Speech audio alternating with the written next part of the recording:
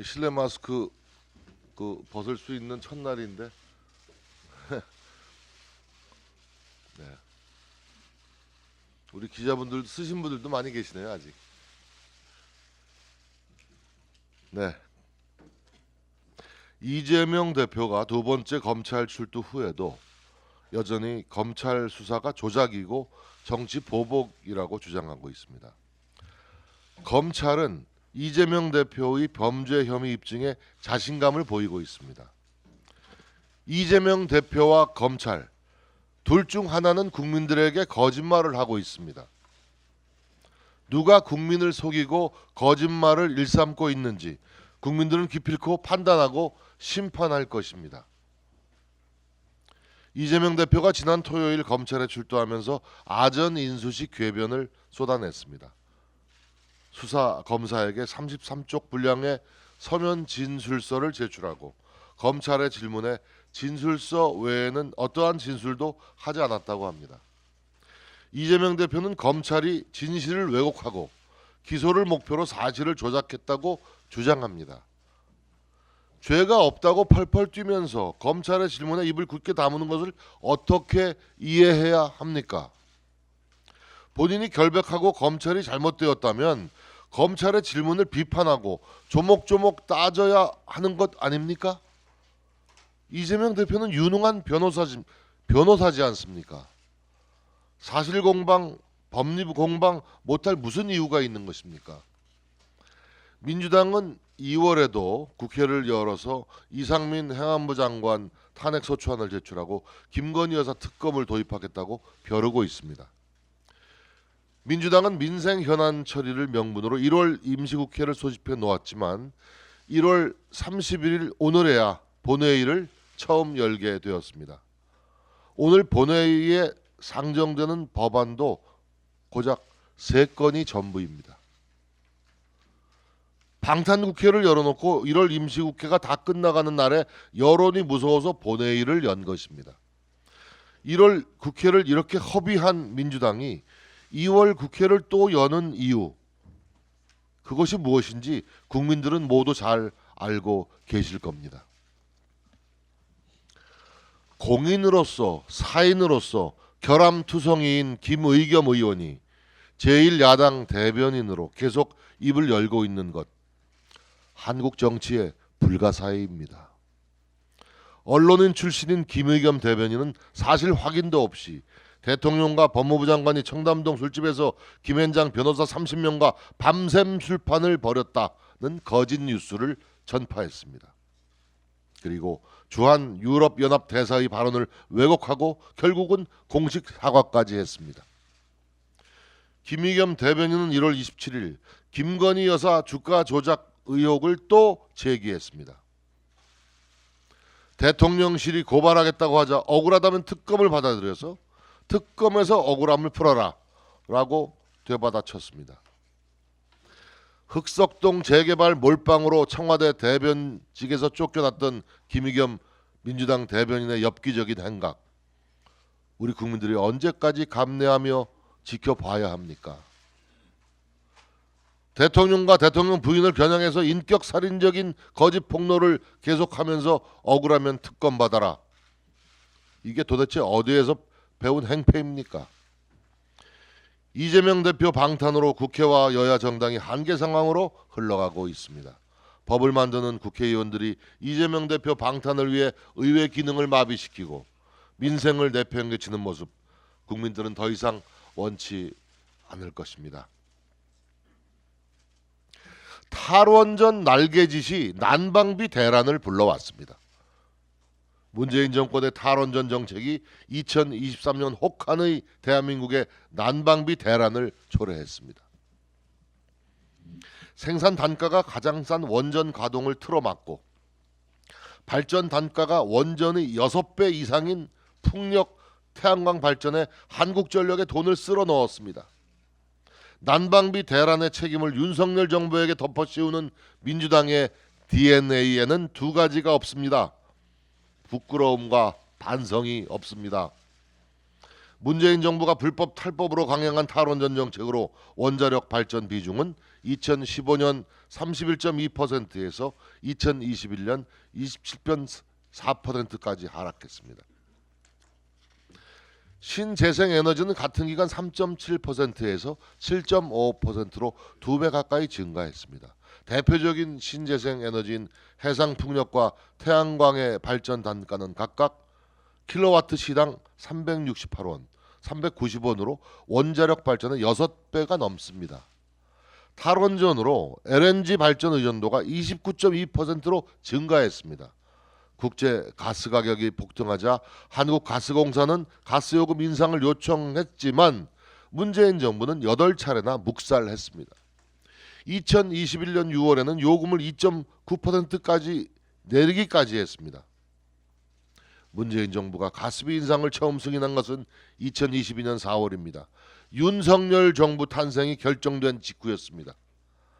에너지 정책 실패의 책임을 윤석열 정부의 덤터기로 넘겨버린 것입니다.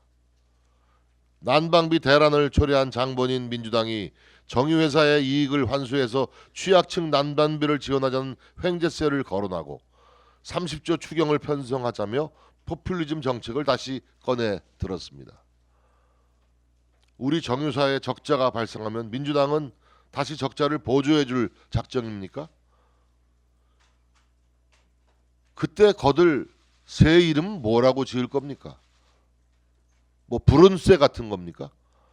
기업을 약탈하려는 경제관으로는 경제 위기를 극복할 수 없습니다. 문재인 정부 5년 동안 국가 부채가 407조 원 늘어나서 1000조 원을 넘겼습니다. 그런 민주당이 또 30조 추경을 이야기합니다. 오늘만 살자고 미래를 저당 잡을 수는 없는 것입니다. 윤석열 정부의 약자 복지 정책은 확고합니다. 117만 취약 가구에 현재 15만 2천 원인 에너지 바우처를 30만 4천 원으로 2배 인상하기로 했습니다. 가스공사도 사회적 배려 대상자 160만 가구에 대해 올겨울 가스요금 할인폭을 2배 인상해서 최대 7만 2천 원으로 확대키로 했습니다. 당과 정부가 한마음으로 머리를 맞대어 전체적인 재정 상황을 고려해 추가적인 지원책을 계속 마련해 나가겠습니다. 이재명 대표가 대한민국의 사법 체계를 깡그리 무시하고 있습니다. 첫째, 출석 날짜와 시간을 자기 마음대로 해서 갔습니다. 그 다음에 진술 거부권을 행사했습니다. 엄청난 질문을 모두 진술 거부하면서 본인이 하고 싶은 이야기만 한 30페이지 정도 정리한 것만 하고 버티다가 나왔습니다. 이재명 대표는 대한민국의 대통령이 되고자 했던 사람입니다. 대한민국 대통령은 대한민국의 사법 체계를 존중하고 지켜내야 될 책무가 있는 자리입니다. 본인이 억울하다고 이야기만 합니다. 검찰이 조작하고 있다고 합니다. 첫 번째 출석에서 어떻게 조작하고 있는지 어떻게 알 수가 있습니까? 신문을 해보고 조사를 해보고 해봐야 알 수 있는 일 아닙니까? 본인이 변호사인데 왜 본인이 어떤 점에서 억울하고 검찰이 무엇을 조작하는지 왜 말하지 못하고 있습니까? 그러다 보니까 이재명 대표의 이야기가 전부 허공의 메아리가 되고 있습니다. 혼자 살아나기 위해서 100만 민주당원들을 구렁텅이로 빠뜨리는 그런 처신입니다. 본인이 마치 절대자인 것처럼 본인이 잘못이 없다고 하면 잘못이 없어지는 것입니까? 대통령도 잘못이 있으면 구속되어야 한다고 본인이 이야기했습니다. 급하다고 머리를 숨겨봐야 몸통은 드러나기 마련입니다. 전 국민이 다 보고 있는데 왜 이재명 대표 혼자 이것을 못 보고 있습니까? 지금이라도 늦지 않았습니다. 대한민국 사법체계 존중하고 제대로 수사받고 억울하다면 무엇이 억울한지를 국민들에게 조목조목 밝히기 바랍니다. 이제 내일이 1월 마지막인데요. 우리는 1월 임시국회가 필요가 없고 민주당이 방탄 목적으로 소집했다고 확신하고 있습니다만은 그래도 법안들이 있으면 하루라도 일찍 처리하는 것이 좋겠다 싶어서 오늘 본회의를 잡았습니다만은 법사위에 계류 중인 60건이 오늘 오전 중으로 처리하면 통과될 수 있는데 민주당이 거부하고 있는 상황입니다. 민주당은 양곡관리법을 자신의 당에 있다가 탈당했던 무소속 윤미향 의원을 동원해서 윤미향 의원이 마치 우리 여권인 것처럼 배정을 한 다음에 안건 조정제도의 취지를 짓밟으면서 통과시켰습니다. 그래서 이런 것들을 좀 더 심의하기 위해서 법사위원장이 소위에 해부를 했는데 그것을 원상복귀시키고 사과하라고 하고 있습니다. 1월 임시국회가 필요하다고 그렇게 외치던 목소리는 어디에 갔습니까? 지금이라도 늦지 않습니다. 조속히 조건 없이 법사위를 소집해서 법사위에 가서 하루빨리 통과를 기다리는 60여 건이 넘는 민생 법안들 처리에 협조해 주길 바랍니다. 그리고 양곡관리법은 누가 보더라도 잘못된 법입니다. 겉으로 보면 농민을 위하는 것처럼 되어 있습니다만은 사실은 농업을 완전히 파탄시키고 농민들을 도탄에 빠뜨리는 법안입니다. 매년 쌀 소비량이 줄어가는 상황에서 양곡관리법이 통과되어 초과 생산된 쌀을 무조건 사들여야 한다면 당장은 쌀값이 고정되고 농민들 생계에 도움이 될지 모릅니다. 하지만 다른 농사를 짓던 농민들도 모두 쌀 농사를 짓게 돼서 쌀은 한정없이 남게 되고 그것을 수매하는데 농정에 투입돼야 될 예산들이 모두 한쪽에 치중되는 그런 악순환이 계속되게 됩니다. 농업 경쟁력이 약화되고 농업의 고부가 가치는 지체화됩니다. 만약에 이 법이 그대로 통과되면 우리는 대통령으로 하여금 거부권을 행사하도록 건의할 수밖에 없는 그런 사정입니다. 지금이라도 늦지 않았습니다. 부디 이 강행을 중지하고 합리적인 법안이 될 수 있도록 협상에 나서 주기를 바랍니다.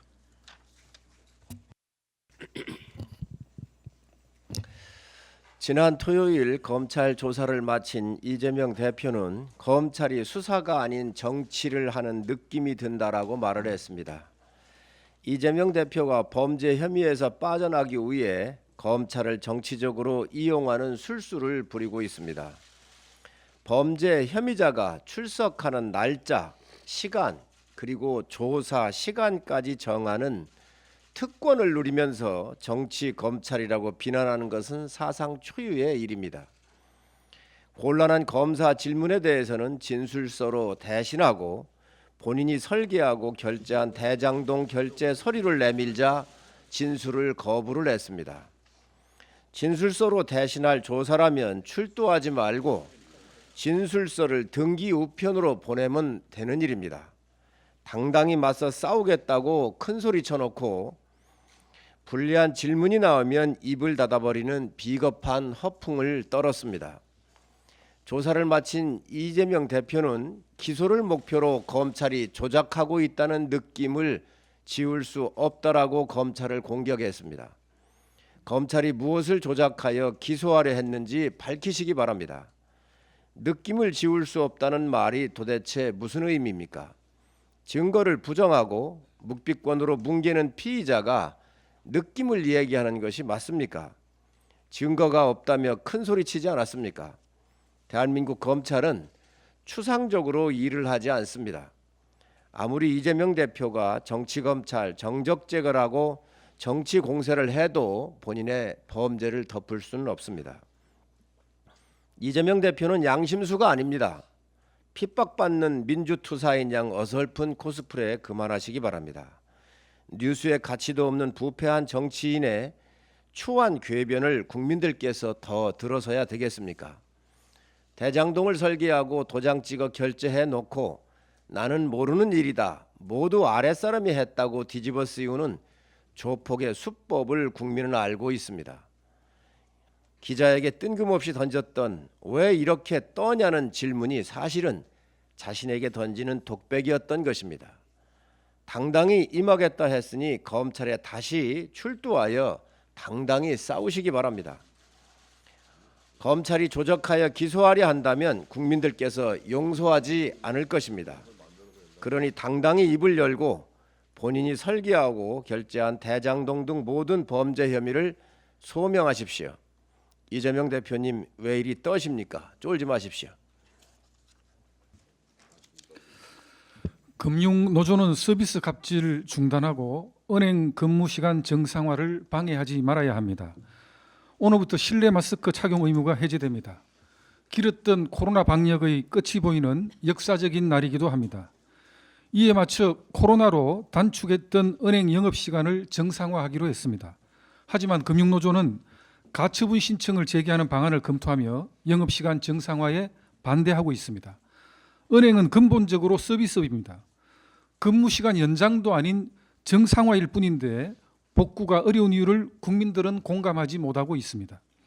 무엇보다 줄어든 은행 영업시간으로 인한 시민들의 불편이 이만저만 아닙니다. 이기적인 영업, 서비스 갑질이라 해도 될 정도입니다. 폰뱅킹이나 PC뱅킹으로 해결하지 못하는 일도 있으며 반차나 연차까지 써가며 은행을 찾는 직장인들이 적지 않습니다. 특히 온라인 뱅킹에 익숙하지 않은 고령층을 배려하는 자세가 필요합니다. 은행들은 2021년 7월 사회적 거리두기 강화에 보조를 맞춘다는 명목으로 1시간 단축 영업에 들어갔습니다. 이때만 해도 고객들은 불편하지만 어느 정도 이해할 수 있다는 분위기였습니다. 코로나19 확산을 차단하는데 힘을 모으던 시기였기 때문입니다. 이후 사회적 거리두기 단계가 완화되면서 식당, 카페, 백화점, 극장 등 대부분의 서비스 업종이 영업시간을 정상화했습니다. 수많은 서비스 업종 중에서 유독 은행만 영업시간을 정상화하지 못할 이유가 없습니다. 은행의 영업시간 정상화는 당연한 결론이지 논란거리가 될 수 없습니다. 한국소비자단체협의회도 최근 성명서를 통해 국민은 일상생활로 돌아왔으나 은행은 영업시간 단축을 지속하고 있다. 이는 소비자 권리를 침해하는 것이라고 지적한 바 있습니다. 주요 은행들의 경영 전략 키워드에는 항상 고객이 있습니다. 고객을 가장 우선한다는 은행들의 슬로건이 상술에 불과한 공허한 외침이 되어서는 안 될 것입니다. 금융노조는 근로자 권익 보호에 못지않게 중요한 고객 서비스 정신을 회복하시기 바랍니다. 김의겸 대변인이 과연 공당의 대변인인지 의심할 수 없는 발언들을 일삼고 있습니다. 앞서 여러 차례 국민적 무례를 범한 김 대변인은 지난 27일 논평을 통해 김건희 여사가 또 다른 주가 조작에 관여한 혐의가 드러났다며 한동훈 법무부 장관이 김 여사의 허물을 덮어주기에 급급하다는 황당하기 거지없는 궤변을 늘어놓았습니다. 국민 여러분께서도 잘 아시는 것처럼 도이치모터스 사건 공판 과정에서 나타나는 사실들은 이미 2021년 문재인 정부의 주거 노릇을 하던 검찰, 박범계 장관의 고등학교 후배이자 서울중앙지검장인 이정수 검사장, 당시 검사장이 김건희 여사에 대해서 소환 조사조차도 하지 못할 정도로 전혀 혐의가 없었던 사건들이었습니다. 그 당시에 이미 다 검찰 수사 과정에서 드러났던 것입니다. 그럼에도 불구하고 김의겸 대변인은 이런 궤변을 늘어놓고 있는 것입니다. 김 대변인의 과거 발언들만 놓고 보더라도 이제 거의 거짓 선동에 속을 국민들은 더 이상 한 분도 없을 것입니다.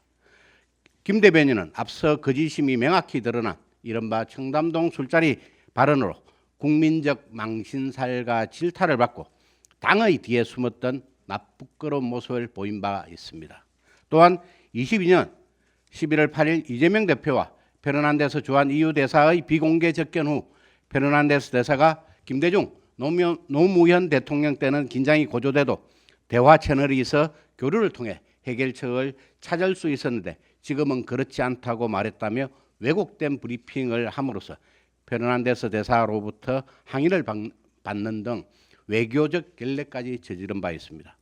정치인이자 공당의 입장을 국민들께 전달하는 대변인이라는 무거운 직책을 수행하고 있는 사람이 기본 중의 기본이라고 할 수 있는 사실 확인도 없이 그저 선동하는 일에만 매몰되어 본인의 발언이 미칠 영향에 대한 고려와 판단조차 하지 않고 아무 말이나 내뱉는 행태에 혀를 내두를 지경입니다. 이 정도 수준의 판단 능력과 거짓 선동만 일삼는 사람이 문재인 정권에서 청와대 대변인을 역임했다고 하니 그간 문재인 정권 하에서 발표됐던 엉터리 브리핑과 거짓 선동에 속아왔을 국민들을 생각하면 정말 참담함을 금할 길이 없습니다.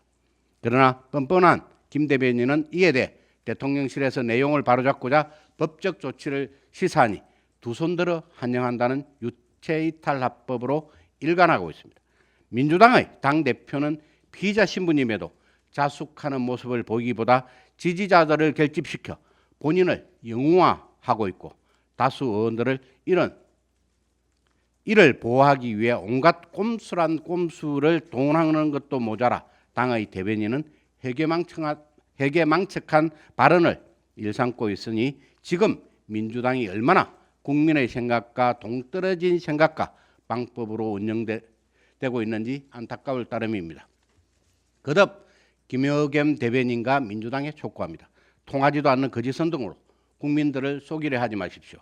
지금 공당의 대변인직을 맡고 있는 한 사람으로서 김 대변인 본인이 지금 가장 먼저 해야 할 일은 환영을 외칠 것이 아니라 그간 본인이 자행한 가짜 뉴스에 의한 여론 조작 행위, 반복되고 있는 허위사실 공표 혐의에 대해 국민들께 사죄드리는 일일 것입니다. 이상입니다. 이재명 대표의 사법 리스크가 민주당의 리스크인 줄 알았습니다. 이 대표는 서울중앙지검의 2차 소환 조사에 응하지 않겠다고 합니다. 그렇다면 그 다음 수순은 구속영장 청구입니다.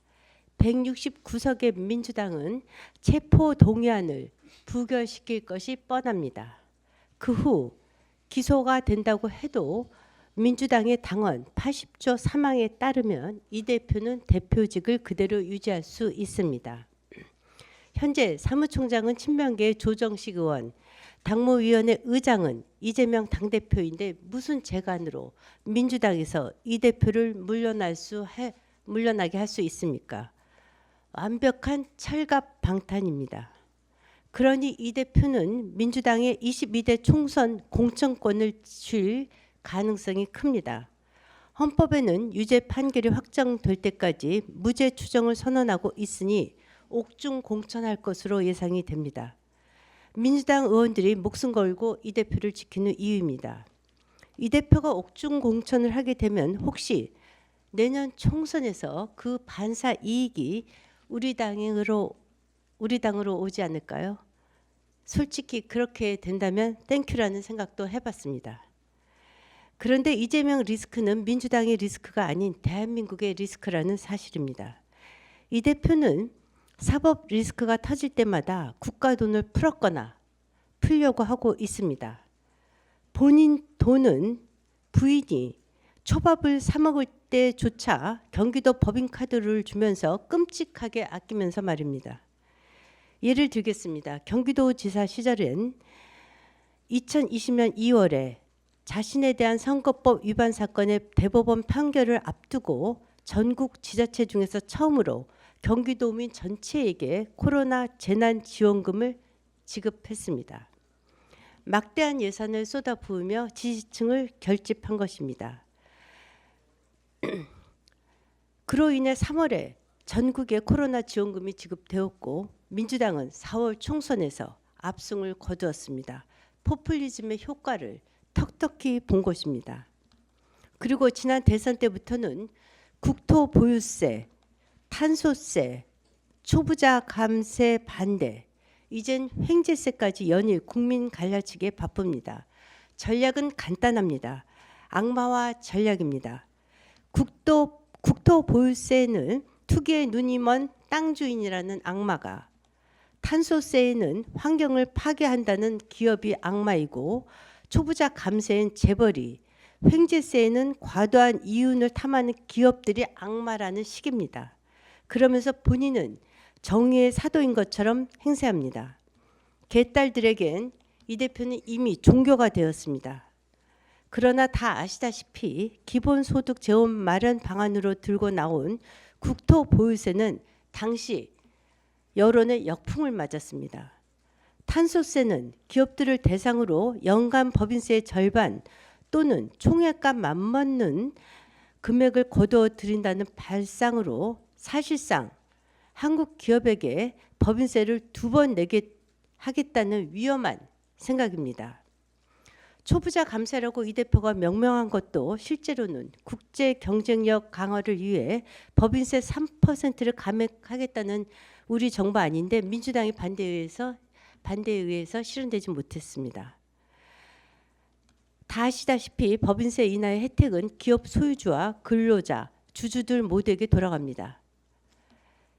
현대 등 대기업에 근무하면 초부자입니까? 삼성전자 주식 100주 가지고 있으면 초부자입니까?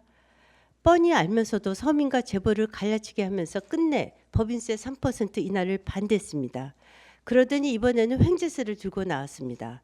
원유 시추, 개발, 정제를 모두 맡아 고유가 이익이 큰 글로벌 석유 기업과는 달리 비싼 원유를 사와서 정제 마진을 챙기는 국내 업계는 직접 비교할 수 없습니다. 그런데도 횡재세를 물리겠다는 발상입니다.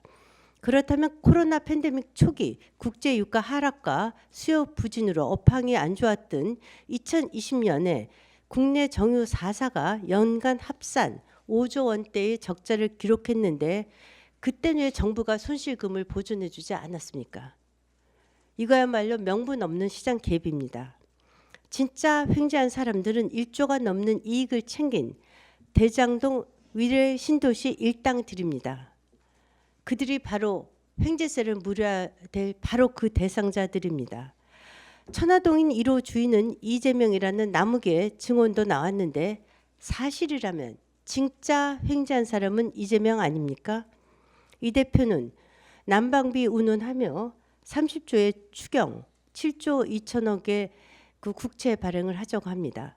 당장 하자고 하는데 우리 정부가 문재인 정부로부터 물려받은 국가 부채가 1000조나 되는 것을 우리 국민 모두가 압니다. 인터넷상에는 그 유명한 여성 김모 남방 열사에 이어 드디어 남성 남방 열사까지 등장했다고 난리입니다. 난방비가 올라서 국민 여러분께 정말 죄송합니다. 당정이 지금 대책 마련을 하고 있습니다. 그러나 이 대표의 악마와 전술에 속아서는 안 됩니다. 빨리 수사를 서두르는 것만이 해답입니다. 이재명 리스크로 국민들이 너무 피곤합니다. 서울중앙지검이 박근혜 전 대통령을 구속 기소하기까지 4개월밖에 걸리지 않았습니다. 국가 리스크를 빨리 털어야만 이제 대한민국이 살 수 있습니다. 안녕하십니까. 비대위원 김종혁입니다. 민주당이 어젯밤 비공개 긴급 최고위원회를 열어 장외 투쟁을 결정했다고 합니다. 이재명 대표를 보호하기 위해 방탄 국회를 여는 것만으로는 부족한지 길거리로 지지자들을 끌어내겠다는 겁니다. 이번에도 조국 사태 때처럼 서초동으로 몰려가 이재명 사랑해요를 외치려는가 봅니다. 민주당은 윤석열 정부의 민생 파탄과 국정 무능 때문에 장외 투쟁이 불가피하다고 합니다. 우습지 않습니까? 우크라이나 전쟁이 터져서 전 세계 자원 공급망이 붕괴되고 기후변화로 강추위가 몰려와 난방비가 급등한 게 윤석열 정부의 탓입니까? 한전과 가스공사가 빚더미에 올랐어도 에너지 정책 실패를 은폐하려고 요금 인상을 막으면서 국민들을 호도했던 게 문재인 정부 아닙니까? 난방비가 급등했으니 장외 투쟁을 해야 한다면 임대차 3법을 비롯해 28차례나 엉터리 부동산 정책을 발표해 사상 최악의 집값 대란을 불러왔던 민주당은 국민들의 돌팔매에 뼈라도 제대로 추릴 수 있겠습니까? 윤석열 정부의 무능을 언급하셨는데 아랍에미리트에 가서 300억 달러의 투자를 받아낸 게 무능입니까? 화물연대 불법 파업에 엄정하게 대처한 게 무능입니까? 아니면 문재인 정부가 눈 감아왔던 간첩 수사를 강화해 우리 사회 곳곳에서 암약하던 친북 세력들을 색출하고 있는 게 무능입니까? 한미 FTA 반대 시위, 광우병 시위, 조국 수호 시위 등 민주당은 그동안 끊임없이 국민들을 선동하면서 자신들의 정치적 이득을 챙겨왔습니다. 이제 거기에 이재명 수호 시위가 하나 더 덧붙여지려 하고 있습니다. 국민들은 속을 만큼 속았습니다. 민주당의 선동 정치는 결국은 역사의 심판을 받고야 말 것입니다. 이상입니다. 청년의 주거 문제 해결을 위해 도입된 청년 전세 대출 제도를 악용한 대출 사기 일당이 검거되어 충격을 주고 있습니다. 살지도 않은 집에 전세를 산다고 가짜 계약서를 꾸며서 건당 1억 원씩 총 83억 원의 청년 전세자금 대출을 받은 것인데, 대출 브로커와 임차인, 임대인, 중개인이 한 통속으로 사기를 치고 챙긴 수익금을 나눈 악질 범죄가 아닐 수 없습니다. 지난 정부 시절 발생한 사기 사건 일당의 검거가 현 정부에서 이뤄진 셈인데, 청년의 주거 안정을 위한 정책 자금에 손을 댄 파렴치한 행위가 어디 이뿐이겠습니까? 수사기관이 의미 있는 성과를 냈지만 여기에 그치지 말고 전세 사기 등 국민의 주거 안정을 위협한 범죄를 발본 세곤하여 이 같은 범죄가 이 땅에 다시는 뿌리 내리지 못하도록 해야 할 겁니다. 지난 정부에서 사실상 손을 놓고 있었다고 해도 과언이 아닌 범죄가 바로 마약 범죄입니다. 현 정부가 마약 범죄와의 전쟁을 선포하고 수사의 속도를 높이니 충격적인 민낯이 여기저기서 드러나고 있습니다. 파티룸 내 온실에서 대마를 재배하면서 대마 소굴처럼 운영한 일당이 검거되는가 하면 10대 미성년자들이 마약상으로 검거되는 세태에 이르기까지 마약 범죄의 천태만상이 하루가 멀다 하고 드러나고 있습니다. 하루아침에 뿌리 뽑기 어려운 범죄이기에 정부 당국의 수사는 물론이고 우리 사회 구성원 모두가 함께 마약 범죄로부터 국민을 보호하기 위한 노력이 꼭 반드시 필요합니다. 각종 범죄로부터 국민의 삶을 안전하게 보호하기 위해서는 정치권이 한 목소리로 매진해야 할 텐데, 제1야당 더불어민주당은 생각이 조금 다른 모양입니다. 주말인 어젯밤 민주당은 이례적으로 긴급 지도부 회의를 열었다고 하는데요. 국민을 범죄로부터 지키기 위한 대책 회의를 열어도 모자랄 판에 각종 범죄 혐의로 얼룩진 이재명 대표를 어떻게 지킬지만 골몰하고 있는 민주당이 과연 국민의 삶, 민생에 관심이 있기는 한 겁니까? 더 나아가 민주당의 전매 특허인 장외투쟁 카드까지 만지작거리는 걸 보니까 법리적 대응으로는 이재명 대표의 사법 리스크를 도저히 넘을 수 없다고 판단한 것 아닙니까? 민주당이 이재명 대표를 구하기 위해서 범죄 수사기관의 정치적 공격에 매진하는 동안 우리 국민 누군가는 또 다른 범죄 집단으로부터 스스로를 보호하기 위해 수사당국의 도움을 요청하고 있을지 모릅니다. 부디 제1야당 더불어민주당이 범죄자의 편이 아닌 국민의 편에서 민생을 위한 정치로 나아가기를 촉구합니다.